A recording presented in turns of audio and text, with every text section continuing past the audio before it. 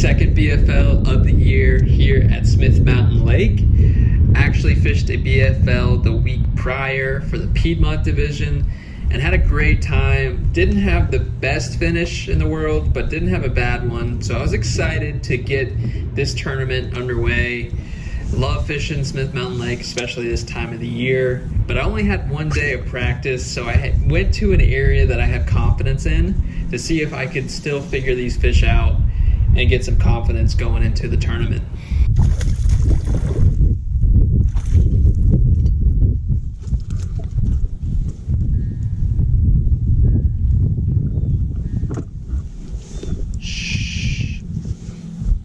So I was pretty excited about that one right there. That was a real nice caliber fish, not a giant, but a good tournament quality fish. So I immediately thought that I needed to find a secondary pattern, just do something a little bit different in a similar area, just in case what I was doing wasn't working during the tournament. So I ran into this creek that had been really stained the weeks prior, but it just gotten to where it looked not blown out, and there was bait activity everywhere. There were striper fishermen in the area. There were birds.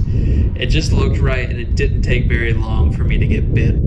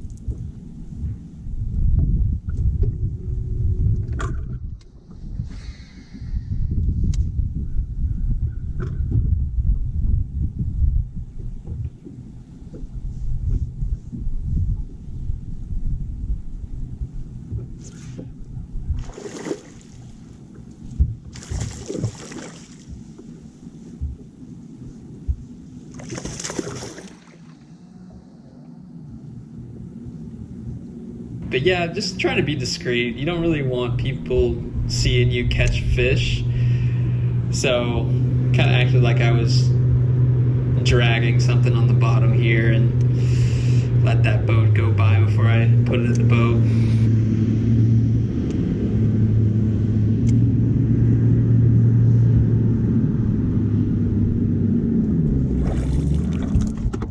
So that was another nice quality fish. I left this area pretty much right after that. I fished around just a little bit more, ran another creek that was stained, didn't have any luck in there, still felt pretty good about this secondary pattern.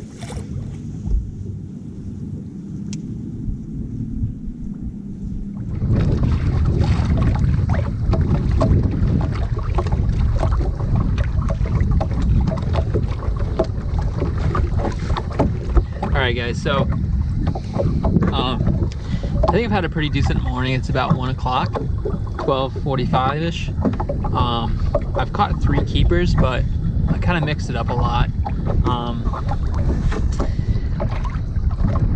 I haven't really hit my good stuff, and I've been trying to find like a secondary deal, which I did, and that's stained water.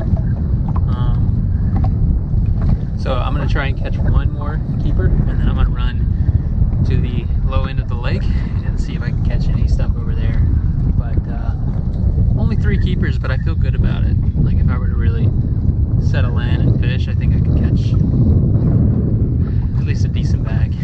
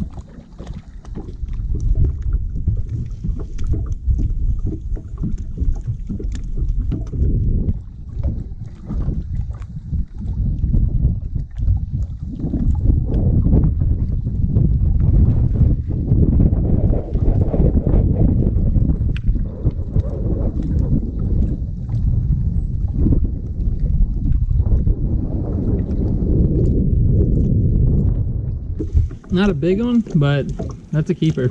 So after this fish, I decided that I had seen enough on this end of the lake and ran to the lower end of the lake to see if there was anything going on that I had missed. And after the day was over, I talked to my roommate, and he said that he saw a bunch of big fish spawning on the lower end.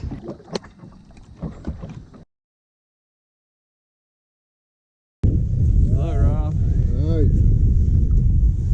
What we do, just go fish. Yes, sir.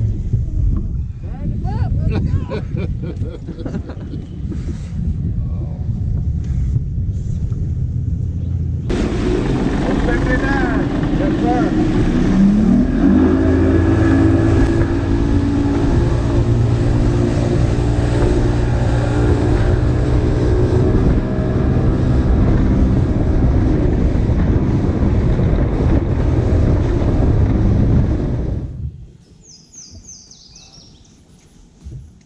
I decided to start my day in the stained water where I had caught those two nice fish the day prior, but I really should have waited to get to this area because the water temperature and air temperature had dropped overnight. The wind was not blowing out of the south anymore, it was blowing out of the north, and the conditions were just a little bit tougher today. So I should have waited for the sun to get up into this area and start to pick it apart then, but I came straight to it, kind of lost confidence in it early. So that was sort of my first bad decision of the day, getting to this area too early.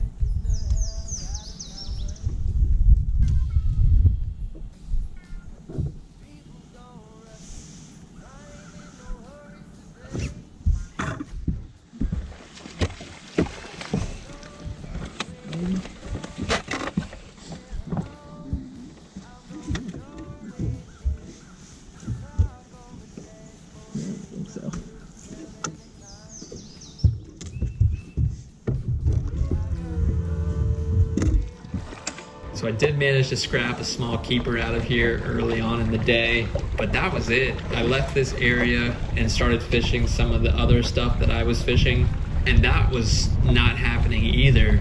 This was the only bite that I had on that type of stuff for the entire day.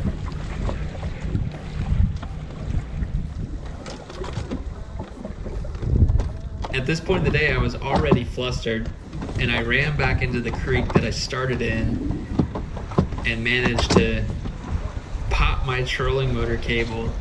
So a tough day went from bad to worse.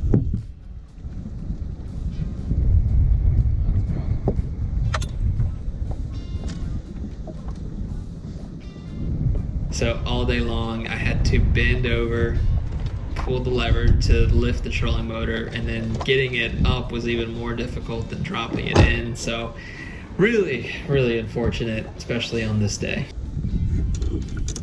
So like I said, those comments that I heard, the dock talk about there being all these spawners, really influenced how I fished.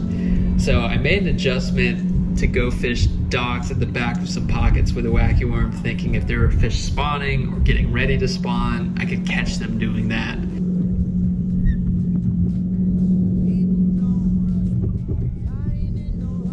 But unfortunately, the worm folded over itself, so there was never any hook penetration.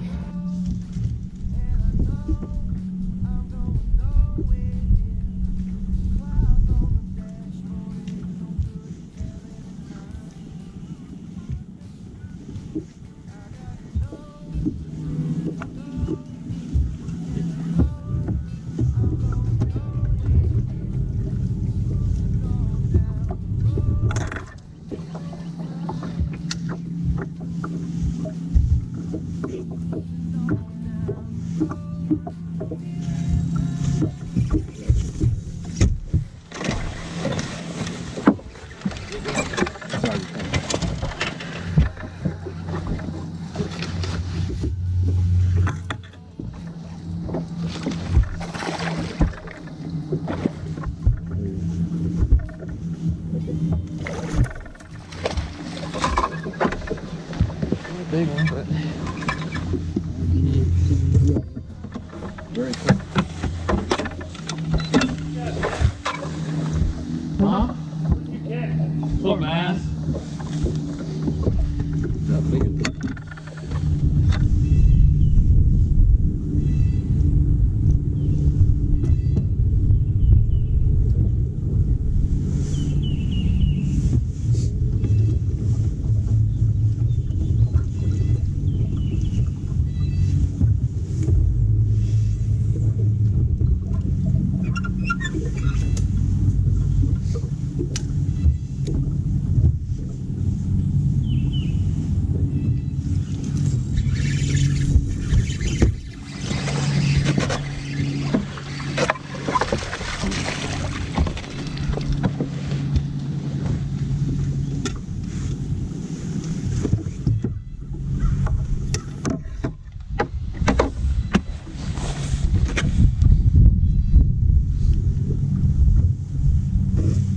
So this one I barely got to touch. It was an absolute line burner, but it measured.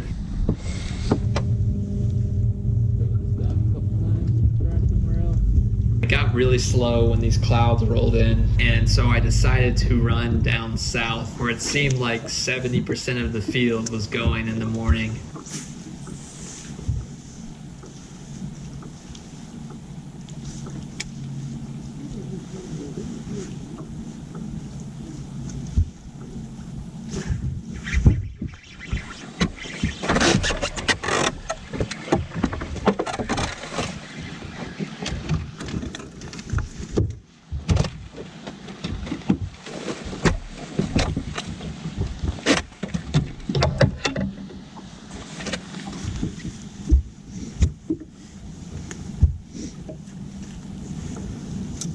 And that was my last fish of the day. It actually didn't even measure, but I put it in the live well anyway because it was just barely short.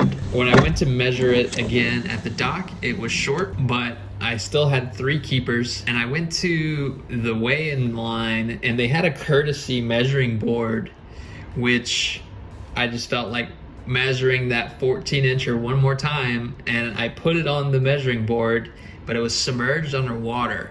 And it made that fish shrink to like 13.5 inches. And I actually put another fish on there that was 14.5 inches, and that fish was just barely short. But I ended up throwing back that line burner. But come to find out, like, that fish probably would have measured just fine. So I threw it back for nothing, and I finished 111th out of 151 boats. So I really wish I had measured or weighed that one fish, because instead of finishing 111th, I probably would have finished 93rd, 94th, and obviously that's still a really bad finish. But those points, that was the difference between me sitting 59th in the points, which I was after this tournament, after falling from 41st. Whereas if I had weighed that one fish, I would have been sitting 45th in the points. So obviously that makes a big difference. It is what it is. On to the next one, which is the Potomac River. So be on the lookout for that one. I will be posting it here shortly, but I appreciate you guys for watching, and we will see you at the next one.